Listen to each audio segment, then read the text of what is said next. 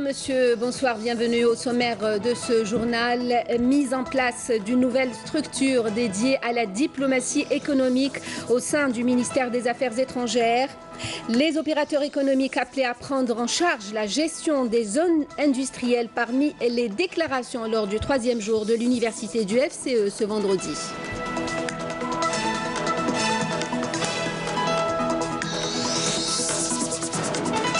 Le leasing comme moyen de financement de l'entreprise, bien qu'introduit en Algérie depuis des années, le marché du leasing reste timide. Pourquoi? Élément de réponse dans ce journal.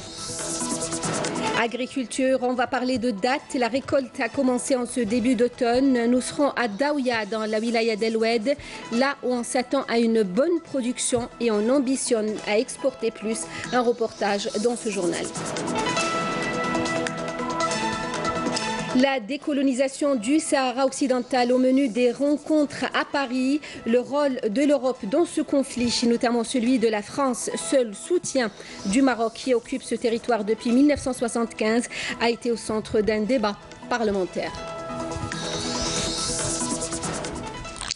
Taïeb Louh au Rwanda, le ministre de la Justice, garde des Sceaux, prend part en sa qualité de représentant du président de la République, Abdelaziz Bouteflika, à la 2e réunion de l'Union africaine sur la migration, les réfugiés et les personnes déplacées qui s'est ouverte aujourd'hui à Kigali. Taïeb Louh a insisté sur l'importance de coordonner les efforts pour trouver des solutions pratiques. Je vous propose de l'écouter.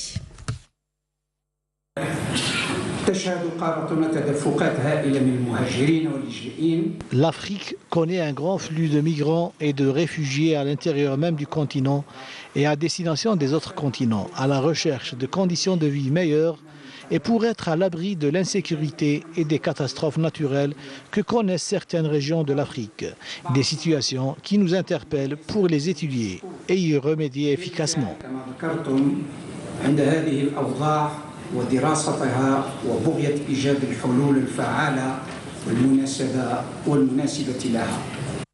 Et en marge de cette rencontre sur la migration à Kigali, le ministre de la Justice, garde des Sceaux, qui représente le président de la République à cette rencontre, a eu un entretien avec son homologue rwandais. Il s'est entretenu également avec le ministre de l'Intérieur soudanais. Il a été question des relations bilatérales et des moyens de les renforcer. Toujours à Kigali, le ministre de la Justice, garde des Sceaux, s'est entretenu aujourd'hui aussi avec la déléguée des affaires politiques de l'Union africaine, Minata Samati, et la déléguée des affaires sociales au niveau de l'UA, Amira Al-Fadl. Ces rencontres ont permis d'aborder des questions de l'immigration, la libre circulation des personnes en Afrique et les défis que rencontre l'Union africaine pour gérer ces problèmes. Je vous l'annonçais donc en titre, 3e jour de l'université du FCE, le forum des chefs d'entreprise. Une nouvelle structure vient d'être mise en place au sein du ministère des Affaires étrangères dans le but de coordonner les actions économiques à l'international. La gestion des zones industrielles en activité devrait être prise en charge par les opérateurs économiques qui y sont installés.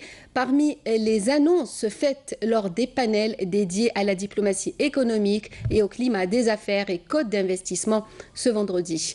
Le compte-rendu de cette dernière journée est signé Nejma Halch. Abdelkader Messahel a mis en exergue le rôle de la diplomatie économique dans le développement de l'entreprise algérienne, notamment sur le marché extérieur. Nous, en ce qui nous concerne, le président vient de signer un décret présidentiel portant sur la réorganisation du ministère des Affaires étrangères. Et parmi les grandes orientations qu'il nous a données, c'est donner beaucoup plus de place à la diplomatie économique. C'est-à-dire que la diplomatie aujourd'hui va s'investir davantage dans faire connaître le produit algérien. Non seulement dans ce nouvel organigramme, il y a cette dimension économique qui prend de la place, mais il y a des dimensions communication. Parce que la communication, il faut faire connaître d'abord le pays, l'Algérie, il faut connaître aussi son potentiel, ses capacités. Favoriser la communication en vue de projeter l'image de l'Algérie tout en mettant en avant ses atouts touristiques et économiques, réactualiser les accords juridiques existants déjà avec certains pays pour la protection et la garantie de l'investissement, la vulgarisation du climat d'affaires en Algérie pour les partenaires étrangers, autant de points évoqués par le ministre des Affaires étrangères. La conjoncture économique que nous vivons actuellement, caractérisée par la chute drastique des prix du pétrole et qui confirme toujours la fragilité de la structure économique de notre pays, basée essentiellement sur les exploitations des hydrocarbures, interpelle tous les acteurs du pouvoir public, du pouvoir privé, du secteur privé et des institutions, dont le ministère des Affaires étrangères, à concentrer et coordonner davantage leurs efforts pour promouvoir l'économie nationale et projeter l'image d'une Algérie compétitive et attractive. C'est la raison qui me permet de dire que la diplomatie économique constitue le moyen le plus sûr et le plus fiable pour la concrétisation des objectifs de la stratégie algérienne de développer le pays au moyen de la diversification de son économie. Abdelkader Messahel a également visité l'exposition organisée en marge des travaux de cette rencontre débat, où il s'est enquis des préoccupations de certains exposants. De son côté, Youssef Yousfi est revenu sur les grandes lignes du nouveau code d'investissement dans le secteur industriel, ses avantages communs et supplémentaires au profit de certaines activités productives telles que l'industrie sidérurgique, l'agriculture, le tourisme ainsi que les nouvelles technologies.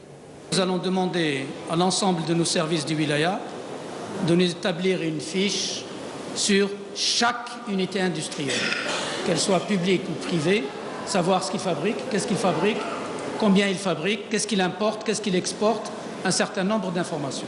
On ne peut pas réussir si vous ne lui donnez pas l'information. Donc je vous invite à coopérer avec nous, c'est dans votre intérêt. Et on publiera toutes ces informations. On publiera toutes ces informations, elles sont à votre service. Nous, on coordonne, on agit, on va le faire. J'espère, si ça marche, d'ici la fin de l'année, on aura quand même une vue sur notre production nationale, sur notre consommation, sur nos importations et sur ce qu'il y a lieu de faire pour améliorer. Le ministre de l'Industrie et des Mines a rendu hommage aux jeunes entrepreneurs porteurs d'idées innovantes en vue de développer le marché algérien. Au terme des travaux de la 3e université du Forum des chefs d'entreprise, Ali Haddad, président du FCE, s'est dit satisfait des travaux de ce forum. Le FCE est là pour organiser d'autres événements, pour accompagner l'économie nationale, quelle que soit l'entreprise à l'intérieur de l'organisation ou en dehors de l'organisation. Nous sommes un espace, on souhaite que l'entreprise algérienne prospère, que l'économie algérienne soit au top. L'entreprise maintenant, tel était le slogan de cette rencontre débat en vue d'insuffler une nouvelle dynamique économique dans le pays.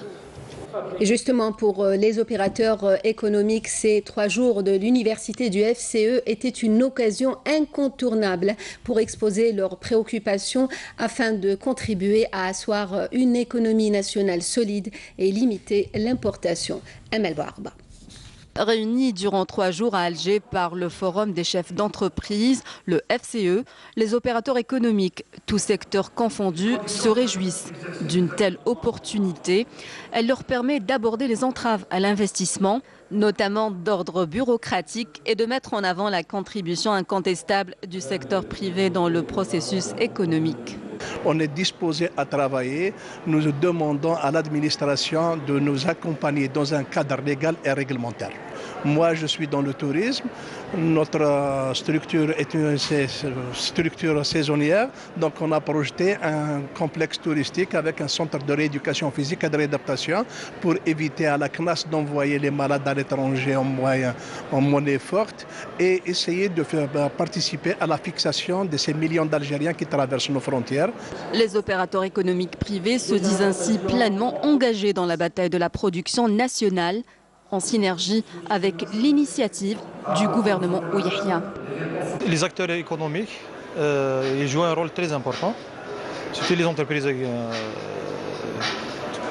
nationales. Donc déjà ça permet de créer l'emploi en interne. Et Inch'Allah, il faut exporter à l'étranger. Voilà. Je considère que nous avons les moyens pour y arriver. Tout le monde maintenant est disposé. J'ai vu quelques ministres qui sont là, discuter avec eux. Donc j'ai senti une sincérité, c'est-à-dire qu'ils sont disponibles et disposés à écouter et à faire ce qu'il faut pour que ça bouge. C'est pas compliqué, c'est de la volonté. Écouter des gens qui souffrent de cette situation économique, c'est-à-dire qui ont plein de choses à faire, à dire, c'est-à-dire leur montrer un savoir-faire, mais il y a la bureaucratie, il y a certaines lois contraignantes. Et j'ai soulevé aussi le volet, quelque chose que je considère anormal en Algérie, c'est dans le monde entier, c'est-à-dire qui ont une histoire d'exportateurs. Ils ont des cadres qui participent dans la logistique, qui aident les sociétés logistiques justement à bien réussir ces opérations. La conjoncture actuelle que traverse l'Algérie devrait ainsi, selon les opérateurs économiques, favoriser l'émergence d'une dynamique d'investisseurs innovateurs et porteurs de projets créateurs de richesses et d'emplois. Le leasing comme moyen de financement de l'entreprise, bien qu'introduit en Algérie depuis des années, le marché du leasing reste timide. En 2016, ce type de financement a représenté à peine 1% du total débloqué dans le cadre du crédit bail. Pourtant, le leasing a de nombreux avantages. Éclairage, Bouchra Bouali. Le leasing ou le crédit bail est un moyen simple de financer temporairement l'usage d'un bien mobilier ou immobilier avec à la fin du contrat une option d'achat. La signature d'un contrat de leasing implique 3 partenaires. Vous avez le crédit preneur, le crédit bailleur ou l'institution financière et le fournisseur. Donc cette tripartite est faite de sorte à ce que le client ou le crédit preneur choisisse un matériel ou un investissement à faire, sollicite l'institution financière qui est le crédit bailleur pour acheter le bien et le mettre en location. Cela durera une durée convenue d'avance sur laquelle il y a des mensualités ou des loyers qui sont perçus. In fine, il y a un transfert de propriété moyennant ce qu'on appelle dans le jargon financier une valeur résiduelle. 36 à 48 mois, ça c'est la moyenne de durée standard. Ça peut aller jusqu'à 5 ans, 6 ans et jusqu'à 10 ans pour le financement en immobilier.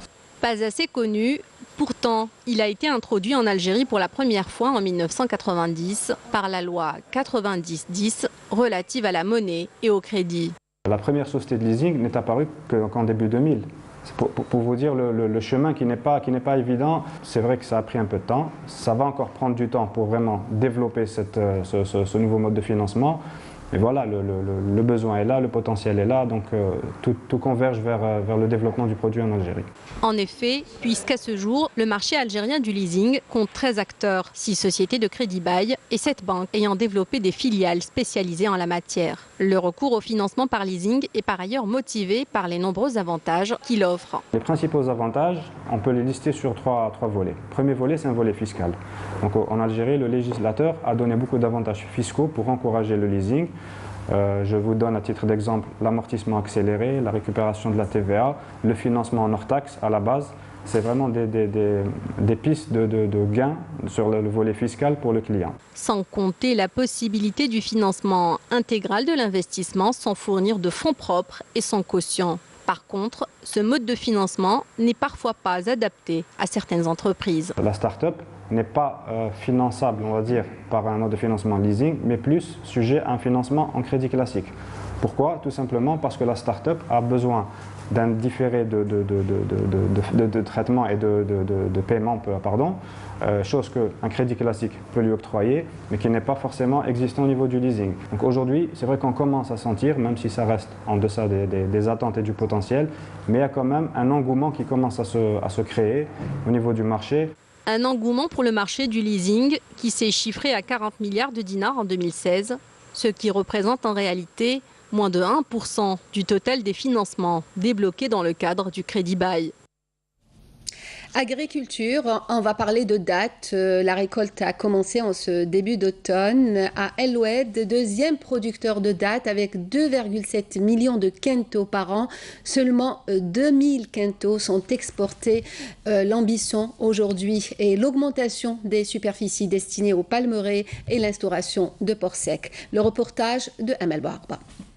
Nous sommes dans l'une des exploitations agricoles les plus imposantes à El Oued et en Algérie, le domaine d'Aouya qui compte 35 000 palmiers dattiers irrigués au goutte à goutte.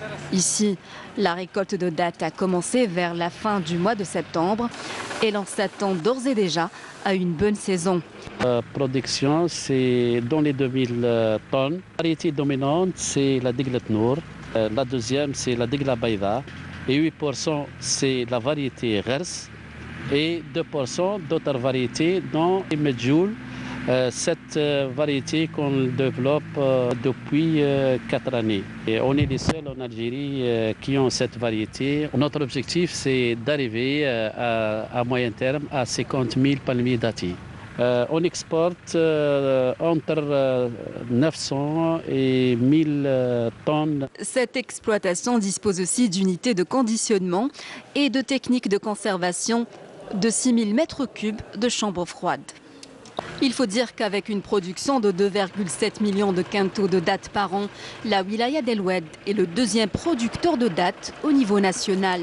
On a quelque chose comme 37 000 hectares de fourniculture, c'est-à-dire différentes variétés. Pour l'année dernière, une petite part d'exportation de 1000 quintaux à travers différents pays. C'est des petites quantités. Il y a une plateforme qui s'est installée. Cette année, c'est au niveau de Frigo-Médite. Et ça va, Inch'Allah, faire la base de démarrage vers les autres pays. Il y a aussi pas mal d'unités d'emballage et d'agrillage et de conditionnement pour les dattes. On compte demander un port sec, pourquoi pas, pour l'exportation. En somme, la culture des dattes est une richesse locale inépuisable, mais l'objectif est d'augmenter le nombre de palmiers pour augmenter le volume des exportations qui demeure insuffisant et assurer ainsi des entrées en devises. Salat al-Istisqa accompli ce vendredi dans l'ensemble des mosquées du pays et les fidèles ont prié en implorant Dieu pour la pluie en application de la sunna du prophète Mohammed, que le salut soit sur lui, suite à la sécheresse qui touche plusieurs régions du pays.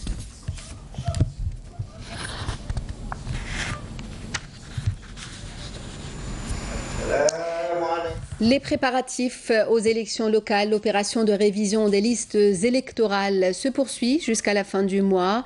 Les citoyens qui s'apprêtent à élire leurs représentants au niveau des APC et des API affichent beaucoup d'attentes et d'espoir, comme nous allons le voir à Insalah avec Jazia Bayou. Mohamed Chebli a changé sa résidence. De Tamanrasset, il habite aujourd'hui dans la commune de Fougalet Zwa, l'une des 3 communes de la wilaya déléguée de Ain Salah. Dans son nouveau lieu de résidence, Mohamed se rapproche du bureau chargé des élections afin de s'inscrire dans la liste électorale. Avec cette inscription, j'aimerais donner une meilleure image de moi-même pour encourager ceux qui ne sont pas encore inscrits à venir eux aussi s'inscrire. Et du moment où j'ai changé mon lieu de résidence, il était important pour moi de venir m'inscrire pour ne pas perdre mon droit de vote. Avec ces nouvelles procédures numériques, nous n'avons plus de complications. Notre mutation et même la radiation se fait de façon automatique. L'APC s'est chargée de faire un travail de sensibilisation pour encourager les citoyens à venir s'inscrire dans les listes électorales. Et pour l'instant, nous sommes en phase de préparation de la campagne électorale. Les habitants de Ain Salah attendent et espèrent que les prochains locataires de leur APC répondent à toutes leurs préoccupations. La priorité est pour le pays et les jeunes plus particulièrement. Nous aimerions bien avoir des postes de travail car nous souffrons énormément ici à Ain Salah du chômage.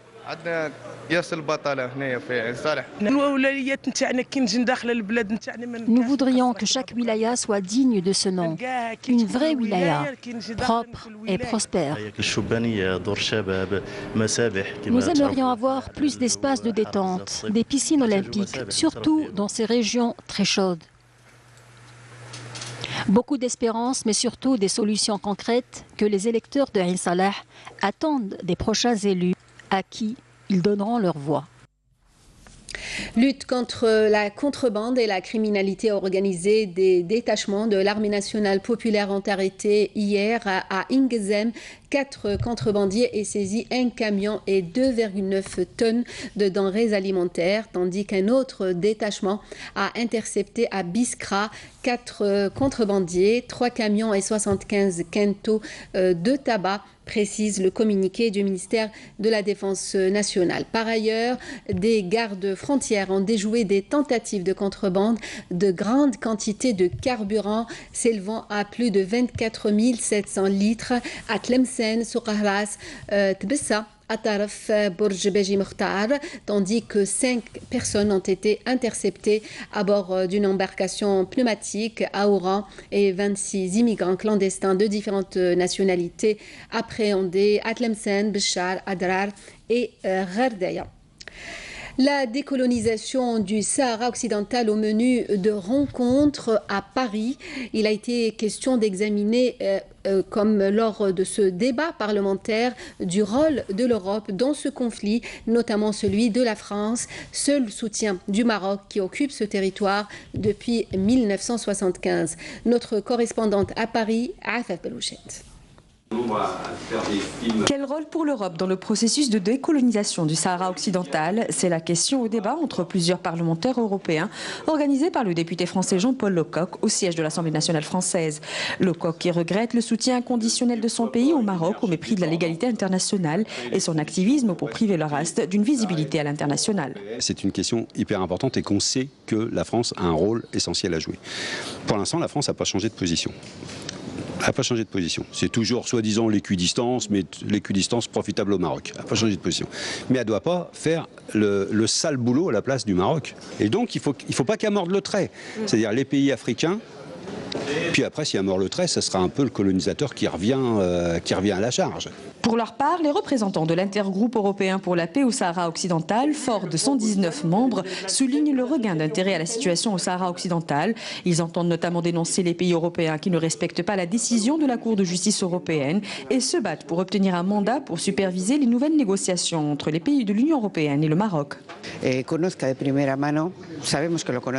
nous, il est très important que l'Union européenne connaisse avec précision la question du Sahara occidental, même si elle feint de ne pas la connaître à cause du lobby marocain.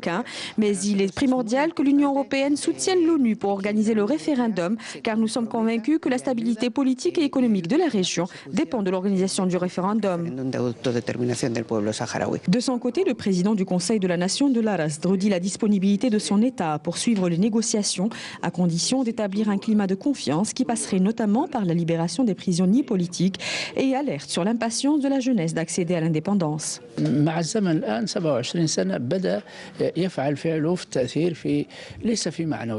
27 ans après, les Sahraouis sont de plus en plus impatients de voir leur droit à l'autodétermination se concrétiser sur le terrain. Leur morale n'est pas affectée par cette lenteur. Mais à ce rythme-là, et si les Sahraouis voient que la communauté internationale n'exerce pas assez de pression sur le Maroc pour qu'il respecte le parcours de la décolonisation au Sahara occidental à travers le référendum sur l'autodétermination, les Sahraouis seront obligés de recourir à tous les moyens à leur disposition. ننجز نكمل مسار تصفية الاستعمار في الصحراء الغربية عبر استفتاء تقرير المصير. الصحراويين سوف لن يبقوا مكتوفي الأيدي وبالتالي سيكافحون بكل الطرق المشروعة التي في يدهم. D'autres parlementaires sud-américains et africains ont été associés à cette rencontre, parmi lesquels une délégation des deux chambres algériennes.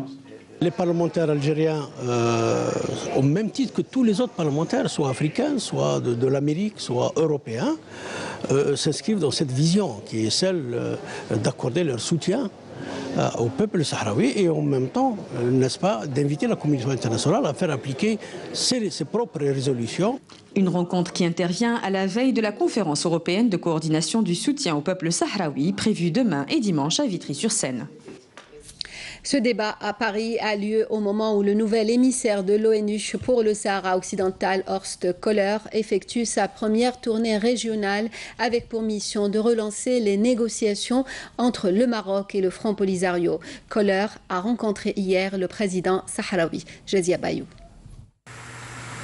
Dans une visite de 2 jours au camp de réfugiés sahraouis, l'envoyé personnel du secrétaire général des Nations Unies pour le Sahara occidental, Köhler, a fait plusieurs rencontres avec des représentants de la MINURSO, des jeunes, des représentants de l'Association des familles des disparus sahraouis, ainsi que des représentants du Croissant Rouge, avec qui il s'est entretenu sur l'état des aides humanitaires dans la région.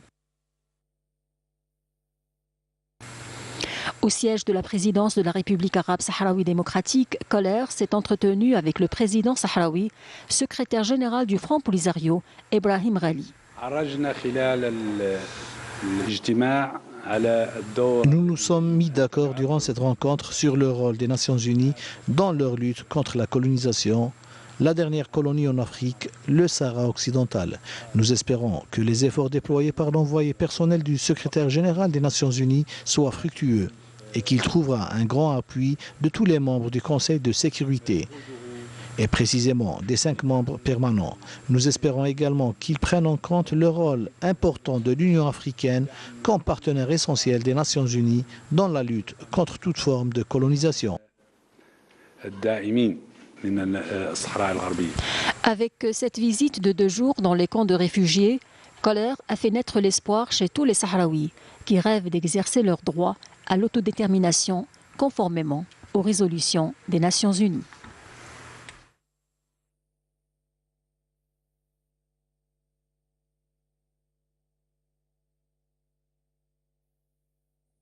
Allahu Akbar, Allahu Akbar.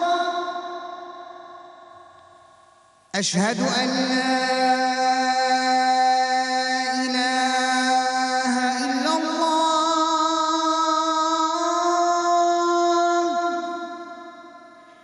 أشهد أن لا إله إلا الله أشهد أن محمدًا رسول الله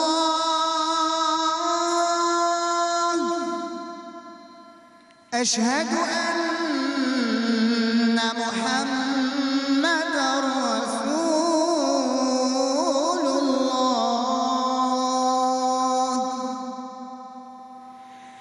حي على الصلاة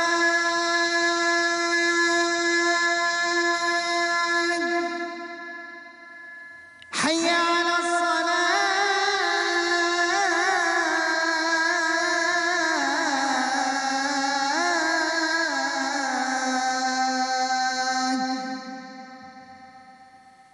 حي على الفلاح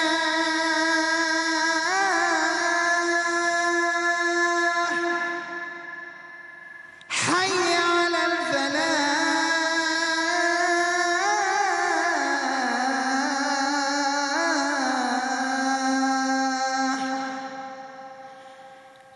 الله أكبر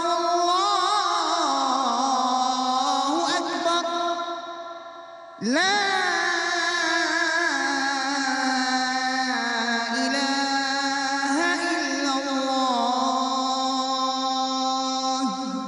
اللهم رب هذه الدعوة التامة والصلاة القائمة آت محمدا الوسيلة والفضيلة وابعثه مقاما محمودا الذي وعدته.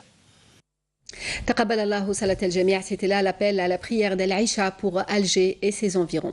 Et on termine ce journal avec le sport. D'abord le cyclisme et le Tour d'Algérie 2017. L'Algérien L'Agheb gagne à Ghardaya le Tunisien Nouissri, toujours en jaune, au terme de la 3e étape ce vendredi entre Ouargla et Ghardaya. Nessima Imloul.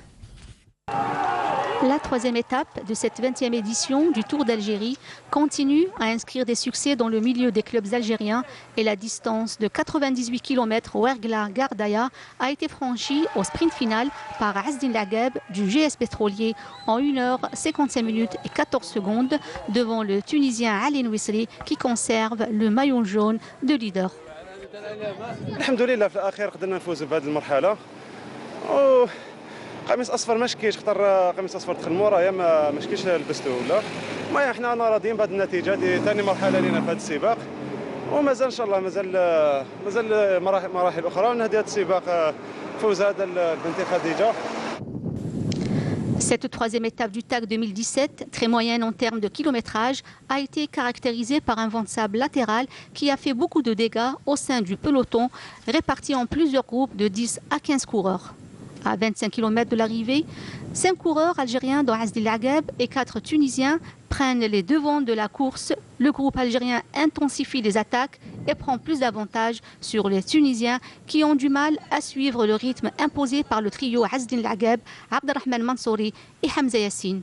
Et l'étape finale, Ouargla-Ghardaya, finit bel et bien algérienne. Samedi verra le départ de la 4e étape qui se lancera du centre-ville de Ghardaya en direction de l'Arwat sur un parcours de 145 km. Encore un mot de sport, football, 8e journée du championnat de Ligue 1 Mobilis avec ce match avancé joué aujourd'hui entre l'USM El Harrach et l'USM Blida. Une rencontre qui a vu les Harrachis empocher les 3 points de leur première victoire de la saison sur le score de 2-0. Les autres matchs de cette journée sont programmés pour la journée de demain.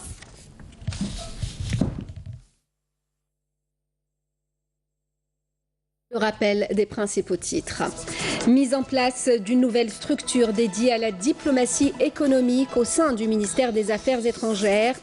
Les opérateurs économiques appelés aussi à prendre en charge la gestion des zones industrielles. Ce sont là les déclarations de cette 3e journée de l'université du FCE ce vendredi.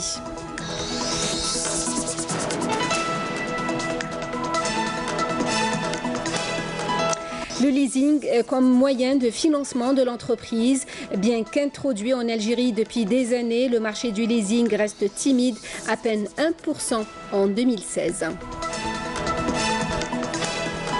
Agriculture, la récolte des dattes a commencé en ce début d'automne. Nous étions à Daouya, dans la wilaya d'El Oued, là où on s'attend à une bonne production et on ambitionne à exporter plus cette année. La décolonisation du Sahara occidental au menu de rencontres à Paris, le rôle de l'Europe dans ce conflit, notamment celui de la France, seul soutien du Maroc qui occupe ce territoire depuis 1975, a été au centre d'un débat parlementaire. Merci de nous avoir suivis. Le prochain journal est à 20h, l'édition en arabe. Demain à midi, Fréa Lassari, j'aurai le plaisir de vous retrouver à 19h. Passez une très bonne soirée.